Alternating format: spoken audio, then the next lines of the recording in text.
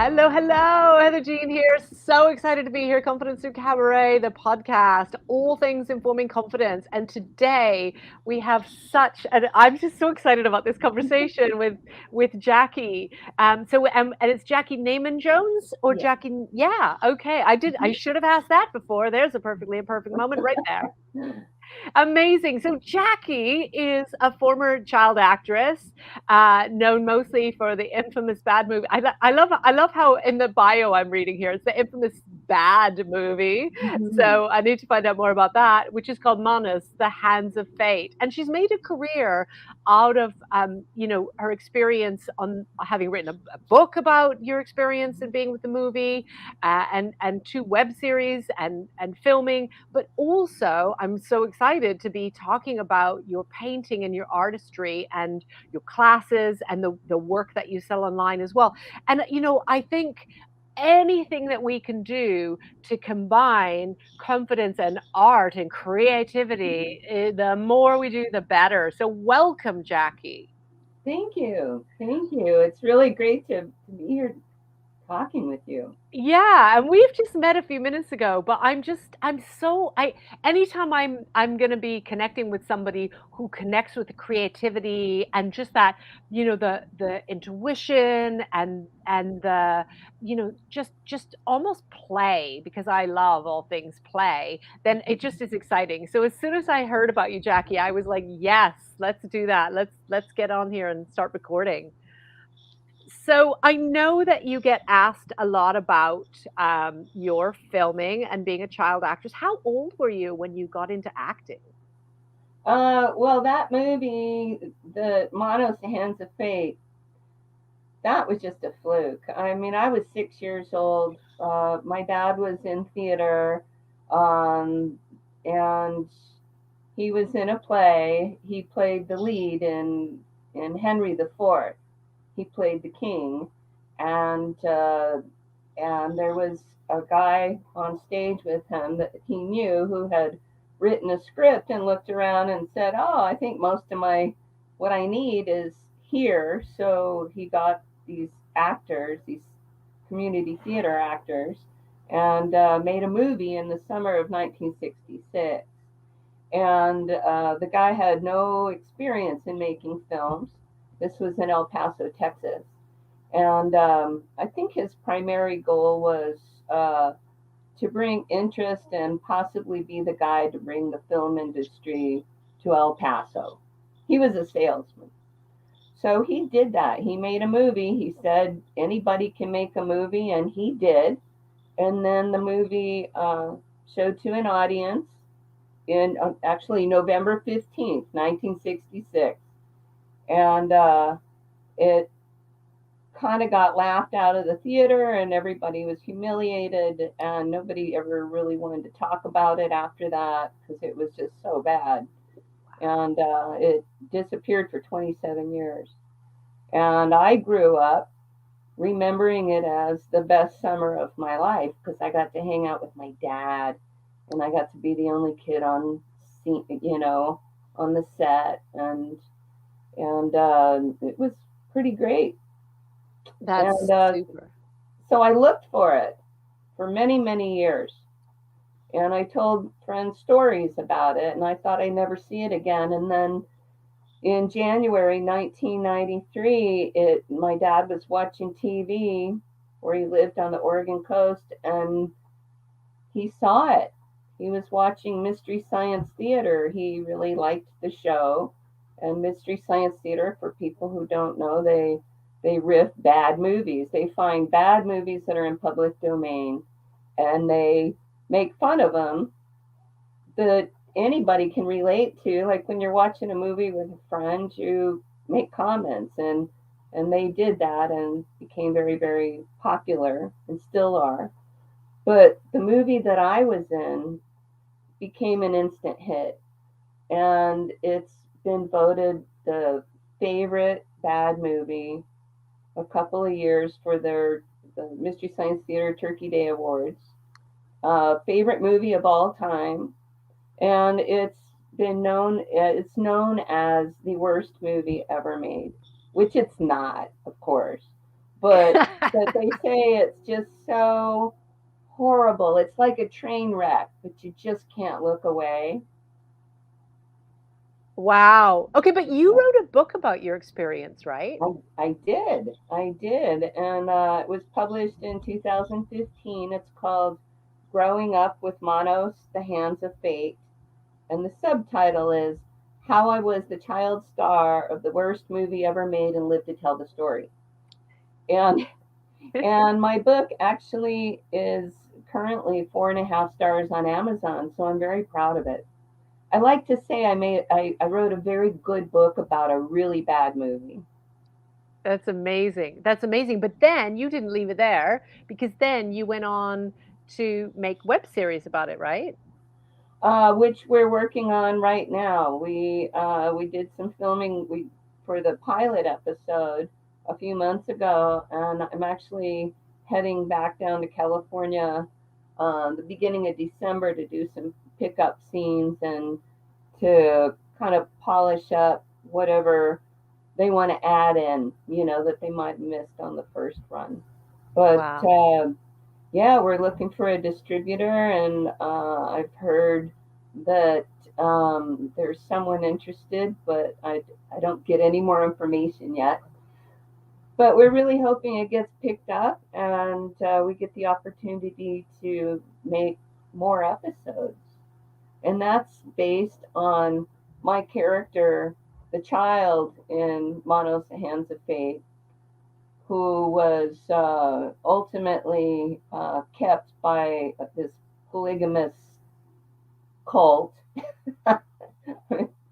That's a, I won't go Texas. into this story, but this story, the Debbie Chronicles or the Manos Chronicles, is going to be my character who has escaped this horrible future at the Valley Lodge and is now. I've been in hiding for 50 something years, and now I am getting retribution by going out and seeking out and battling supernatural evil in the world with the help of some other pretty cool characters.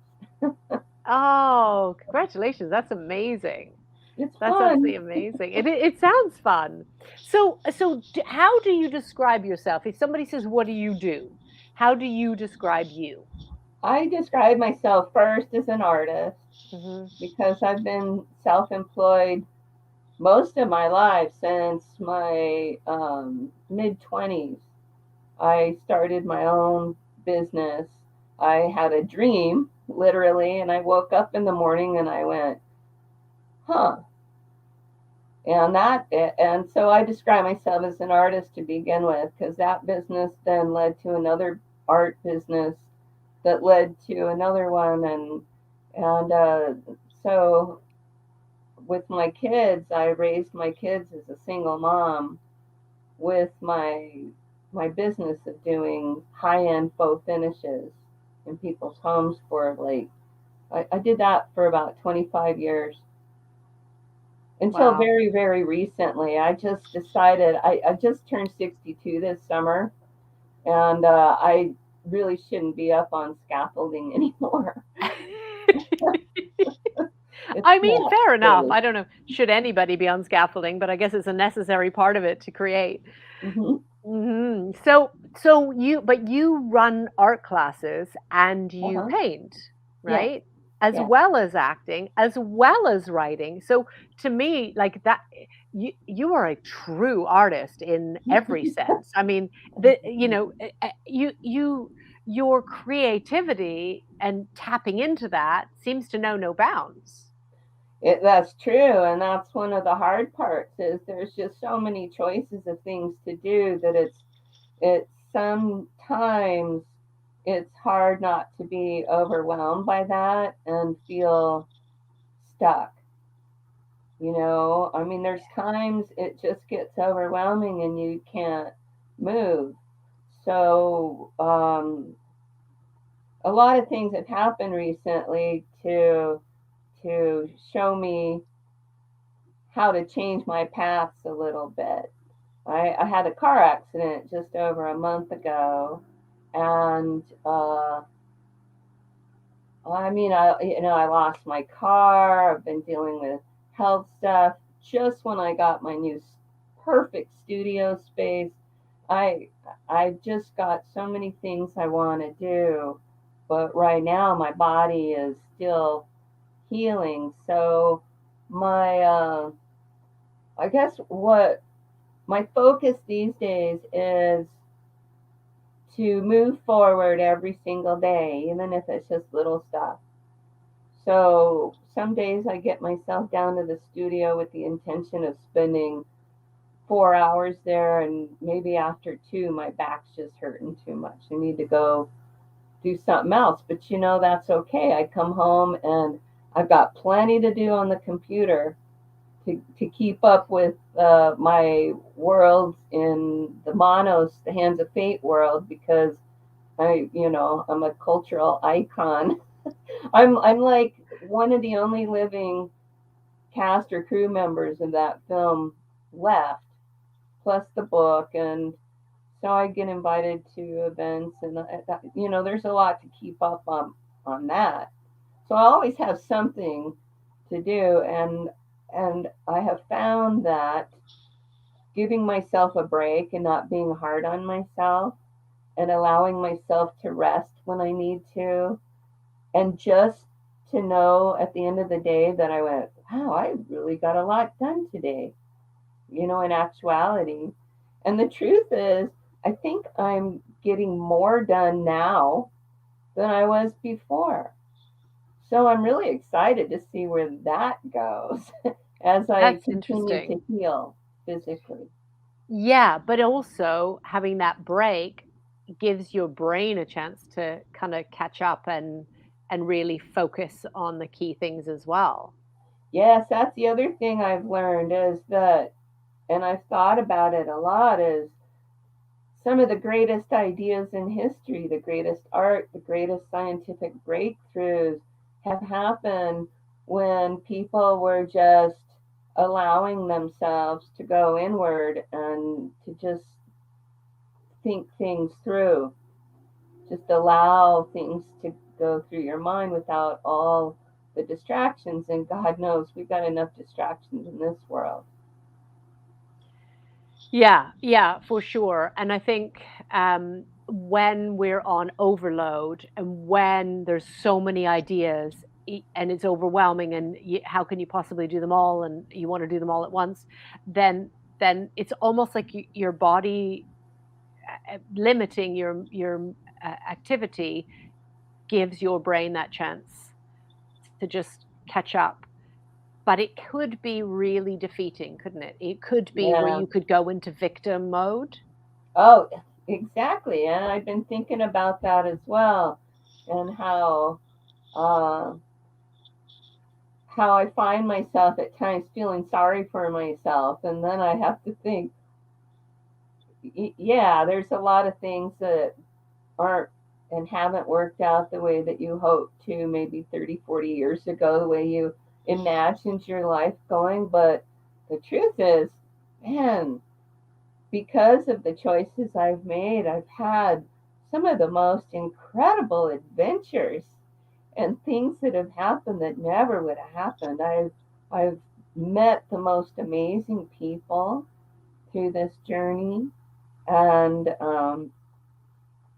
I just I think about some of the best things that have happened in my life, and they wouldn't have happened if I hadn't gone off the beaten track.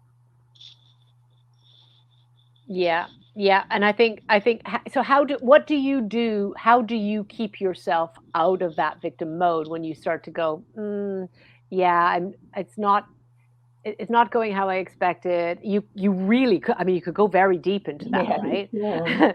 Right? And that's where that gets hard, the further down we go into it, the harder it is to pull ourselves back out. So how do you keep yourself buoyant? How do you keep yourself lifted and motivated and wanting to go to the studio for as much as you can? Wow, that's an interesting question. I mean, my dad used to say that when you need to learn something, when he'd say it when the universe wants you to learn something, that it'll start off with a little nudge, and if you don't pay attention, then it's a flick to the side of the head, and the lessons get harder until finally you go, okay, Yeah. okay. You either learn or you don't. I mean, but ultimately it's up to us. And Yeah. I don't know. I think the universe had to knock me down pretty hard this time.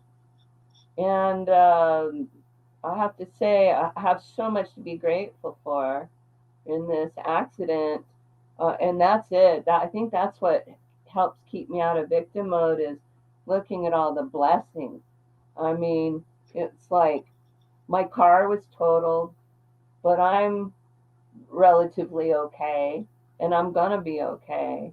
Nobody else was in the car, nobody else was involved. I mean, there's so just, I have so many people have jumped up and said they would help me in any way.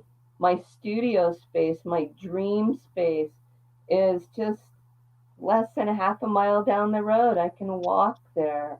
And walking is the best thing I can do for my health right now.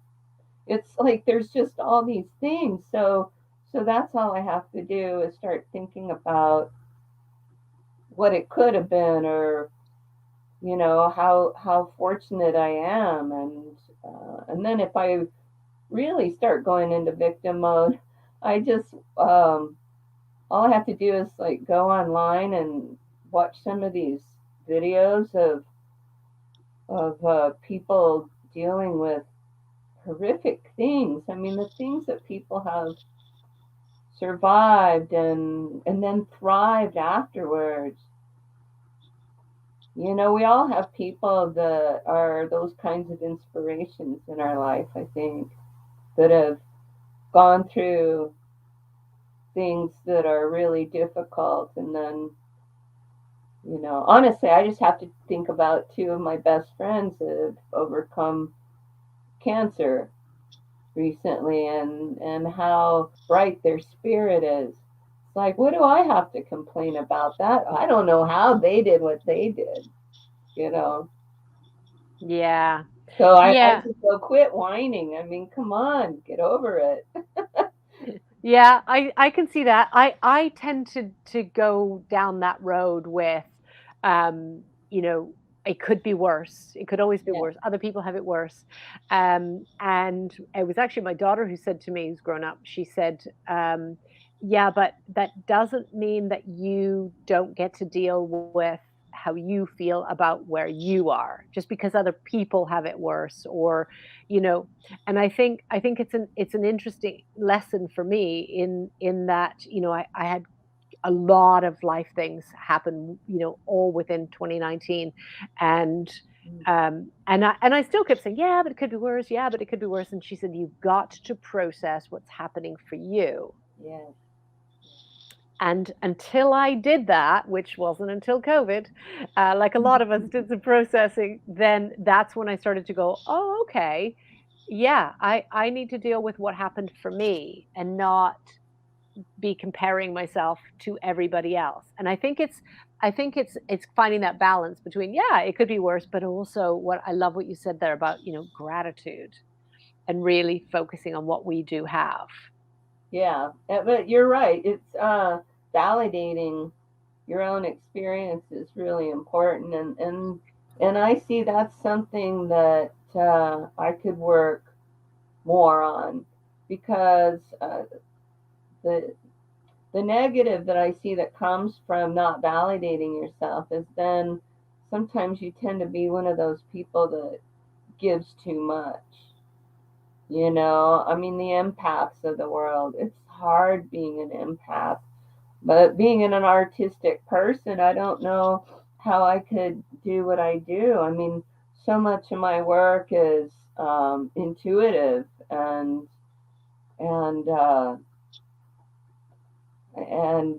symbolic, and it's really interesting when I'm drawn to um, certain directions in my art. For a while, I'll paint.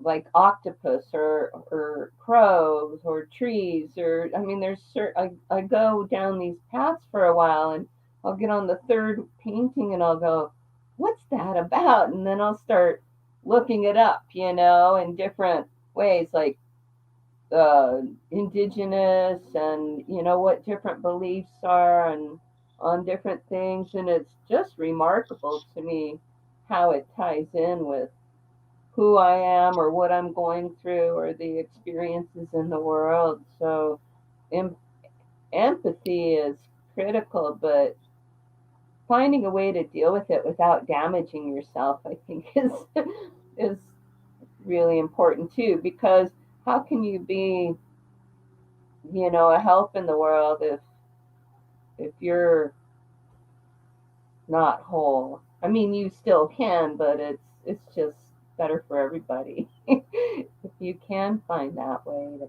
find that balance. Yeah, it's one of the lessons that I had to learn was about that if I'm always giving, which is my natural go-to, I'm denying other people the opportunity to give back to Oh, me. that's see, I forgot about that one. You're right, but it is important. Ah, I'm gonna remember that. That's really important because it makes you feel good to give. And that's one of the complaints that people who are closest to me have about me, and that they use the word stubborn.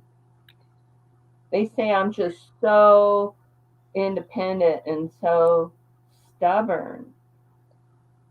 So I don't ask for anything, but I'm learning to at least say yes when somebody offers. Oh, that is such a hard lesson for those of us that don't ask for or accept help when it's offered. Yeah, Even when I want help, I want to say no. And I spent my whole life until last year saying no, I don't want the help. And even when I did, yeah, yeah. That's it, true. it's a Ooh, tough this is lesson. good. But it's so cool when you kind of recognize it as other people are givers and other people enjoy giving, and so to receive is in balance and in moderation, but it's not all of us giving, because we have to allow other people to be able to share their gifts too. Yeah. And I'm going to guess, and I'm maybe putting words into your mouth. When you do an art class, you're giving, but then you're receiving by watching them create. Oh yeah, that's what I'm coming to now. The I'm realizing I can't and don't want to climb ladders and carry paint around and do plastering. That was my past. I did some amazing stuff, but it's time to move on. And teaching, I can do to the end. I can teach for the rest of my life, and I am realizing just how much I love doing that. I mean, I've always loved it. I've been doing these paint and sip type parties for about 7 years. But now with my studio space, I have this big open living room space, and I'm experimenting with doing online classes because I have fans and friends all over the world. And if you don't live near my town, how can you attend a class? So I'm learning how to do it online as well. But I find that no matter how I feel, when I have the chance to teach a class, I can pull myself together. I mean, that morning, like I did two classes so far since the accident. And I think back on the first one, it was just a week after. I thought, how did you do that? But the truth is, the minute I got there and was on, all my pain went away. I didn't hurt. I was happy. And after the class, I was exhausted, but I was happy. And I slept really well that night. Teaching, I love it so much because I have beginning painters come in. I have people come in, or somebody who's come to a couple of my classes drags their mom or their friend along, and that person, they always come in all self-depreciating, going, I can't paint, I never could, or, I can't do this, just to make sure that when they screw it up, nobody's going to put them down, right? So we go step by step, and nearly all the time they're they're surprised at what they did. They're a lot of times they like it. Sometimes they go, well, it's better than I expected. but I've never really seen anybody say they didn't have a good time, no Well, and matter what that's they think of their painting. yeah, and that's kind of the point, isn't it? It's not, yeah, it's great to produce something, but just to go through that experience and Yeah. enjoy and have that moment is the point, really. And I always encourage them to try something different. And I tell them what my dad always told me growing up. It's just paint. If you don't like it, let it dry and paint over it. I mean, we're using water-based paints in these classes anyway. It's going to dry in 10 minutes, so paint over that part. It's no big Wow. deal. It's no big deal. So there's a therapy there going on around helping people to overcome their perfectionism and and really just try and experiment and play. And it's interesting because somebody who is a, I'm going to say, true artist, where it almost hurts to not do your art. Somebody who's like that will be able to tap into that creativity, but somebody who's more like I am, who is more self-judging, and the logical rational stuff starts to come in, then it's hard to let that go. And you're helping people to be able to do that, I'd imagine, by just helping them to create and play and enjoy. Yes. And for a year, when I was raising my kids here, this town I live in, this little Western Oregon town, is just 1,000 people, and it's at the end of the road. Old logging community. I mean, we have like three little tiny businesses and five churches, and our whole school system, kindergarten through 12th, is still, in the whole 20 something years I've been here, about 200 kids. And we had a graduating class once of four, three girls and one boy. But Amazing. so I've always been involved in this town. I wrote grants, and I started the Arts Council, and we got a building here and turned it into our arts building, and we did art shows and had a community art night.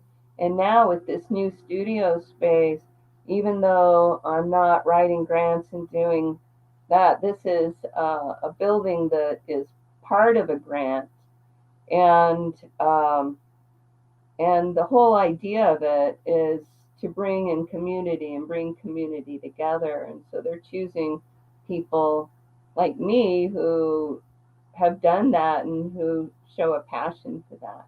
And so we're now already looking at doing meditation and yoga classes.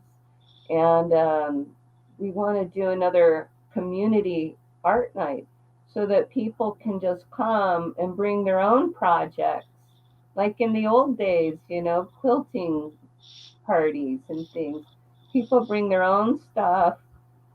We just give them a space, and people can just visit and talk.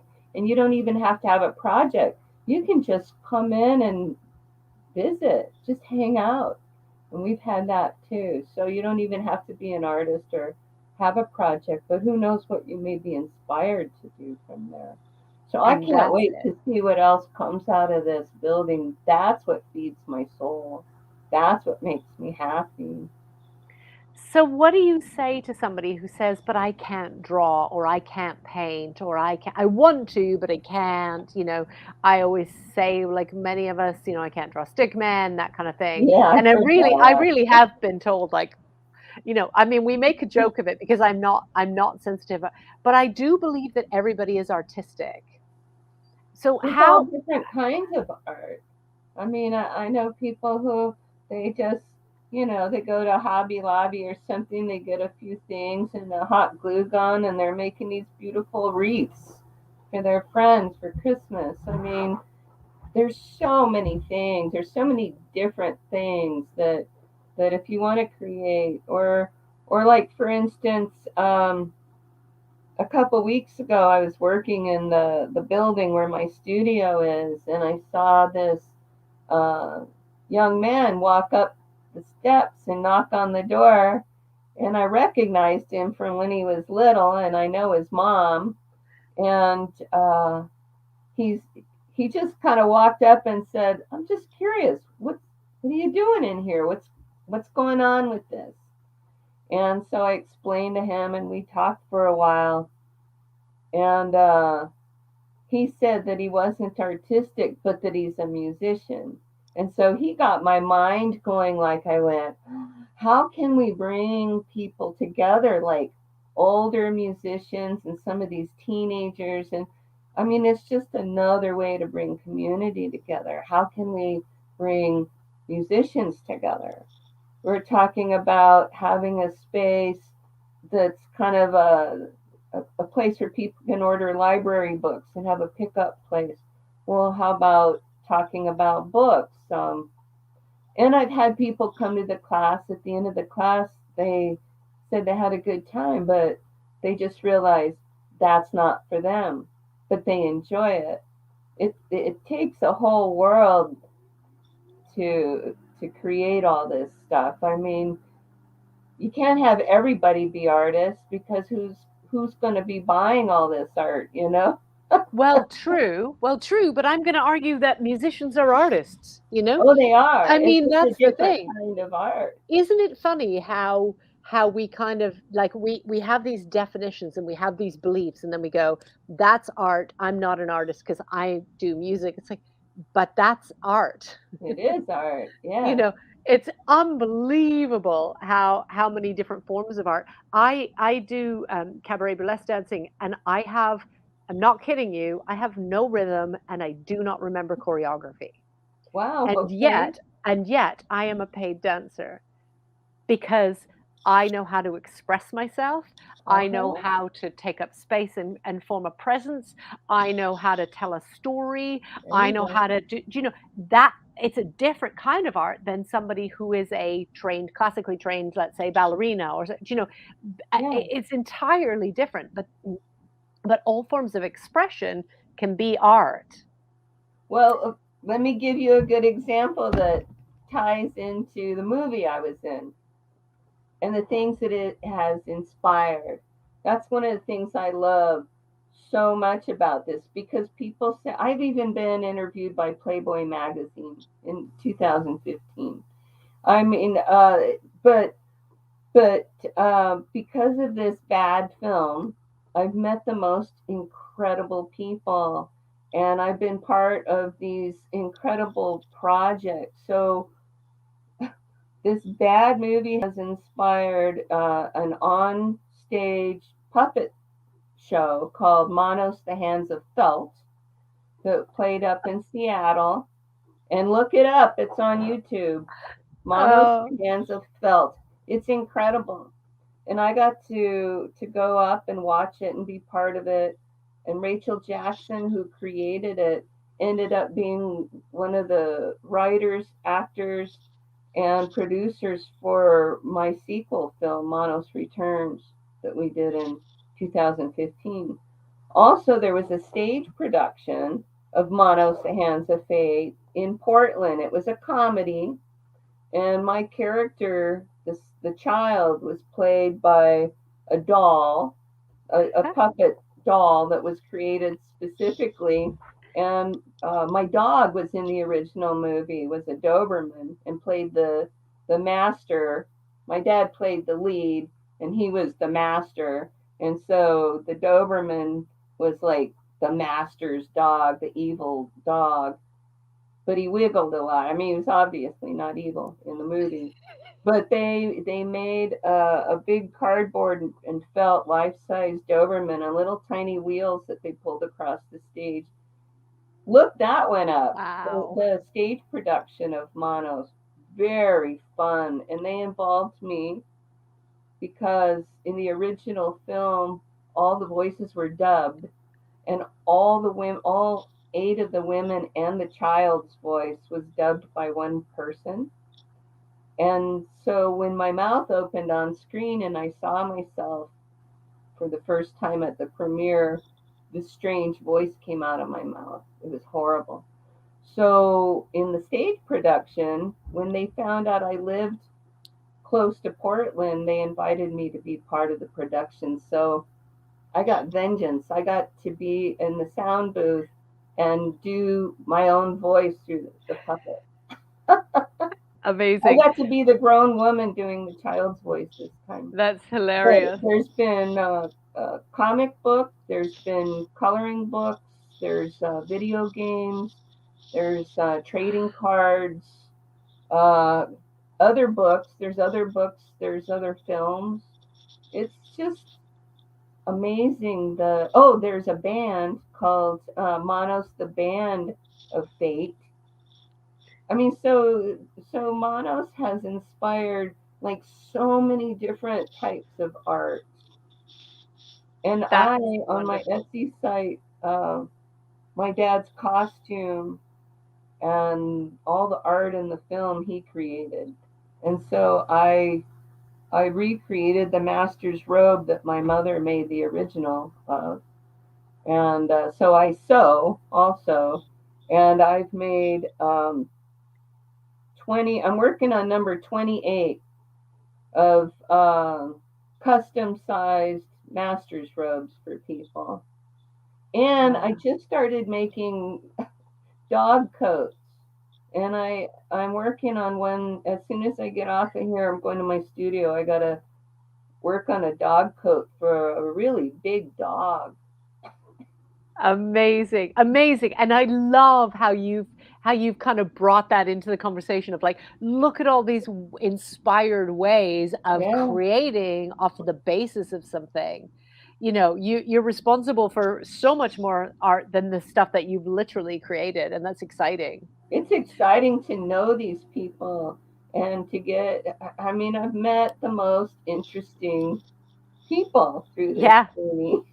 that's crazy. That's so amazing. Okay, Jackie, if you were going to perform a cabaret performance, so that could be singing, dancing, comedy, aerial, contortion, uh, drag. It could be all kinds of different things. What kind of cabaret artist would you choose to be? That's so funny because that's another Monos thing was there's a burlesque show in Portland. And I got invited to the show because one of the women did a Manos burlesque as the master. She unveiled herself. So and 2 of those women were in our film Manos Returns. So I have some experience in that. If I was younger, I would totally do burlesque. That would be so much fun. Okay, so first of all, I love that you've chosen burlesque. Second of all, I mean, I have so many notes I'm writing down. I've got the puppet show, I've got the stage show, I've got the burlesque act. I'm so googling right after this. I'm so excited. Okay, so my second thing is there is no age for burlesque or cabaret. None. Zero. One of the oldest living burlesque performers passed away recently, and she was in her 80s. Wow. Ruth Lynn Miller, and that was only in the last few months. So I am by far in my studio and in the cities that I perform in. I'm by far the oldest performer. I've not come across anybody in the UK that is older that's performing, and I had some hangups for a long time about it, and I lost a lot of opportunities because I had that age thing, and there is no age. It's literally like there is no age at all, and that's the beauty, because it's what are you performing, right? What are you sharing in your message using costumes and your movement to Heather, share that. Heather, I don't need another direction. You My need to mind is be like going, whoa, oh my Jackey. God, You another thing to do? I don't you know. need to be a burlesque performer. I'm just saying. And I You know just all need these to. women, they would be really happy to have me on show. I have no doubt. And I want to know Oh when my you're God. performing, because if I can't be there, I have to find a way to be there online. I'm not Oh kidding you. yeah. This No, I is could exciting. already see, I could pretty much see the act Yeah. already. Yeah. Yeah. Yeah. You know what it is. Okay. And what is your stage name? Debbie. It would be Debbie, which is how people know me because that was my character's name in Manos. I love that you have this. You have the whole burlesque thing worked out in your head. And what if you could choose one prop? Like you obviously with burlesque you have lots of props, but what would be your main or favorite prop to take on stage with you? Oh, I already have that too. So What is in it? well in the film, like I said, my dad made all the art and my mother made the costumes and I mean even our car was in it. But my dad, oh shoot, I don't have it here in It's my fine. place, but there's a staff that one of the characters, Torgo, the goat man, carries, and it's got a hand that's made from it's cut with a welding torch out of cold rolled steel. My dad made the original, and it's on the end of a staff. And I I borrowed. I have a friend who had the whole equipment and welding and stuff, and so I made some just like my dad's, and we used it in our film Manos Returns. So that's what I would take. I would take Oh, the master's staff with me. Cause unbelievable. yeah, that'd be easy to maneuver and use. Yeah, and it could be very fun to just, just how you handle it and play and move it. And Oh my God, I'm not kidding yeah. you. Like this is happening live, people. Like Jackey and I didn't know each other until about an hour ago, and I'm so excited now to see your burlesque performance, God. which we have now worked out just kind of happening. But this is the beauty of having creativity and play and being open to exploring different things. Yeah. And and that having that, like letting go of all the voices that tell you all the reasons why you can't or you shouldn't, or and we do that. We go, oh, I can't, it's my age or my body. Or I've seen burlesque performers perform in wheelchairs, so there's not an Oh, excuse. yeah. Wow. So Yeah. Yeah. I mean, but I love that you're just fully going with this flow and kind of going, oh yes, and it's playful. And most of us would go, oh no, I couldn't, and I wouldn't, and I shouldn't, and and all. And actually, that's not that doesn't allow us to be free and to really grow our confidence and just explore. And I love that pretty much your whole life has been about exploring and trying and being inspired and creating. Yeah. And it's such a beautiful story, Jackey. And I so appreciate you sharing it. Thank you. Yeah. Well, real quick, I'll tell you my first business that I started was first I was in Southern California and I was in the wine industry. I was working in hospitality, tasting rooms, and I lived in a tiny town of 8,000 people that had 50 wineries with a Healdsburg, California address. And I wasn't doing well. I'm, minimum wage, and I wanted to do better, and I, wanted to do art. Anyway, I woke up one morning. I had this dream about painting T-shirts, and so I didn't have any money, but I knew of this T-shirt business downtown Santa Rosa, and I don't know where I got the courage or the confidence. I don't know, but I just knew this would work. And so I went down there and I walked in and I talked to the owner who I'd never met before. And I told her my idea. And I told her I would, if she would give me a dozen t shirts, I would pay her by the end of the week. And she did. So I took them home and I had some paint and I painted a grape design on the t shirt and I wrote the name of a couple of the wineries, one of the wineries in particular, and I went and I took it to my friend who was a tasting room manager there, and she ordered like 4 dozen. And so I went back to the t-shirt place and I told her and I showed her the order. So she gave me all the shirts I needed.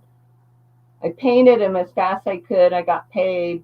And then I went to all my other friends. And I'm telling you, those t-shirts ended up being selling better than their regular tasting room shirts. And then I had another dream because by then I had my son was like 3 years old. This is the early 90s and dinosaurs. Dinosaurs were all the rage. And since I'd worked in the wine industry, I'd seen plenty of people come into the tasting room. They'd gone winery to winery to winery, and by the time they get there, they're kind of a little drunk, you know. Mm-hmm. Luckily, a lot of them were on a tour bus, driving them around. But but I thought about people like spilling their wine, so I wanted to create a shirt that they wouldn't feel bad spilling their wine on. And I just and I'm not a cartoonist at all. And I painted this really stupid design that I could do with a stencil real easy. And it was a silhouette of a Tyrannosaurus Rex standing on his back legs by the side holding a little glass of wine. And then I hung them on the clothesline and I threw purple paint at them. I splattered them. And then I called him Winosaurus Rex. I cannot tell you how much money I made off of those stupid t-shirts. I mean, it was a Unbelievable. great business for a long time until one day some lady said, oh, and then I was painting flowers and doing local craft shows. And then this lady came up and said, I love your flower designs. Do you do walls? Do you do murals? And I went, sure. And that started a 25-year business doing. I mean, I painted a mural on the ceiling of the Navy Nautical Museum in Vallejo, California. I've done some amazing jobs. And it all started with those crazy little T-shirts, you know. That's amazing. That is unbelievable. And I hope that people can see the inspiration of listening to that little voice and following it. Yeah, I mean, if it doesn't work, it doesn't work. But if you don't try it, then it'll haunt you. These It things will. haunt me if I don't do it. And now, darn you, burlesque, great. Oh, great. Now I got to find time for this. Yeah, you do. And And you here's need the to, thing, I can make my own costumes too. yes. Yes, you can. Yes, you can. And I need to be I need to know immediately when you plan it. I'm not kidding you. This will make I just yeah, you have to let me know. So Okay.